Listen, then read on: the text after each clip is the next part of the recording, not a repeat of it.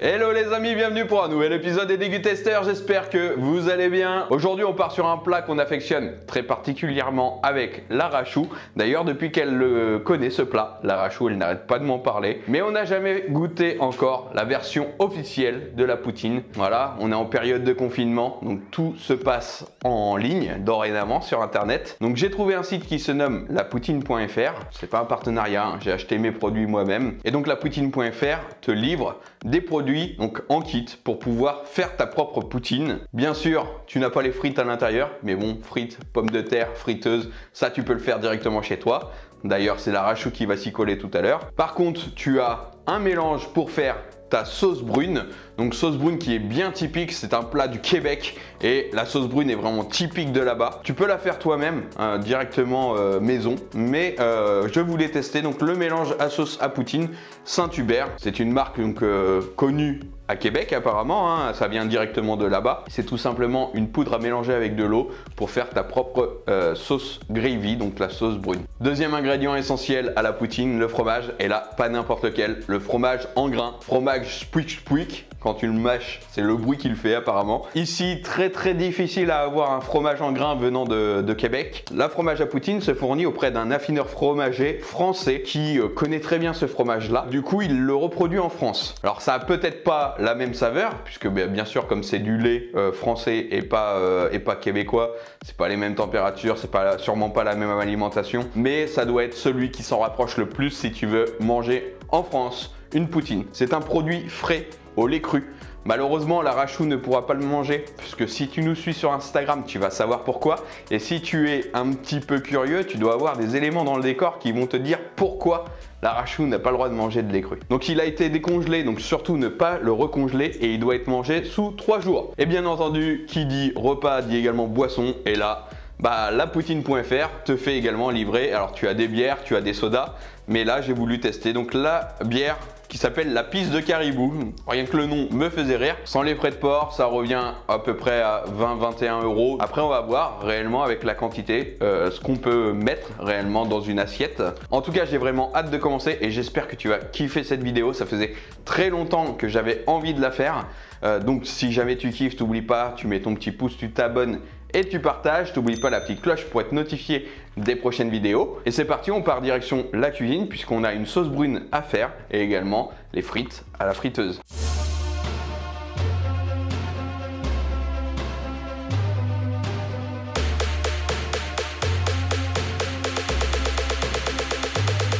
Donc nous voici dans la cuisine, le lieu du crime. Les frites sont mises par Lara Chou, donc là on n'a plus qu'à attendre une dizaine de minutes. Le but c'est qu'elle soit encore un petit peu fondante à l'intérieur et croustillante à l'extérieur. La petite sauce qui est là, on va le mélanger donc l'intégralité du sachet avec 650 grammes d'eau, c'est 650 millilitres. Donc tu mets l'eau froide dans ta casserole, tu mets ça, tu portes à ébullition et une fois que c'est à ébullition, donc tu continues de touiller hein, surtout parce que ça va être une sauce qui va sûrement accrocher. Une fois que ça sera prêt, on part pendant 3 minutes à feu doux histoire de bien la faire épaissir. Voici la poudre, à quoi elle ressemble. On mélange directement dedans. Et le but, c'est on touille constamment. Dès que ça sera à ébullition, vous mettez à feu doux et plus que 3 minutes après à touiller. Alors d'ailleurs, si vous êtes québécois, dites-moi un petit peu ce que cette sauce en poudre Saint-Hubert vaut. Parce que alors là, j'ai aucune référence. Hein. J'avais vu qu'il y avait plusieurs marques et j'aimerais bien savoir si cette sauce brune se rapproche vraiment des goûts que vous avez au Québec. Pour le moment, on n'est pas à ébullition, mais ça ne devrait pas tarder en tout cas. Et comme vous voyez là, ça y est, ça ressemble vraiment à une sauce, mais vraiment très onctueuse. Lara Chou me prépare mon fromage et les frites et on se retrouve au studio d'enregistrement pour déguster cette fameuse poutine. Regardez-moi ces belles frites. Est-ce qu'elles sont pas bien cuites? Donc voici les ingrédients pour faire votre poutine. Les frites, le fromage en grains et regardez-moi cette sauce brune que je vous disais donc onctueuse. Donc comment on va composer cette poutine? C'est très simple, on va prendre d'abord un petit peu de frites qu'on va mettre au fond de l'assiette. Je vais mettre un petit peu de fromage, comme ça va déjà lui permettre de fondre un peu avec la chaleur des frites. Je reprends un petit peu de frites, j'en laisse à Lara Chou et je remets du fromage en grains. Ça me donne ça. On prend la fameuse sauce brune qui est bien brune, hein. Et là, on y va. Le but, c'est que ça soit bien chaud et que ça fasse fondre ce fromage. Et le reste, ça sera pour demain midi au boulot. Dévoilons un peu cette poutine, ce qu'elle a dans le ventre.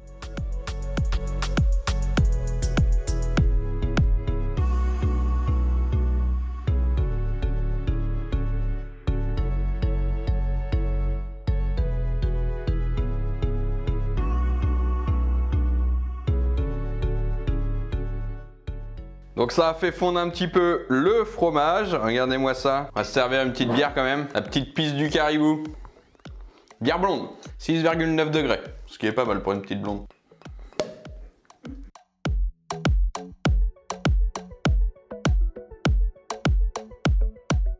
Elle est vachement foncée pour une blonde effectivement. Mais c'est écrit bière blonde. Donc le petit fromage. La petite sauce brune. Les frites. Alors le fromage n'est pas encore assez fondu. D'ailleurs, dites-nous, hein, les Québécois, comme on voit, c'est un petit peu fondu, hein, ça s'agglomère à la frite, mais quand tu le mâches, c'est encore un petit peu solide. Par contre, sur le goût, on est vraiment au top. La sauce brune est déjà une sauce salée, donc n'ajoutez pas énormément de sel sur vos frites. Un plat simple, mais terriblement efficace. On va passer à la petite bière.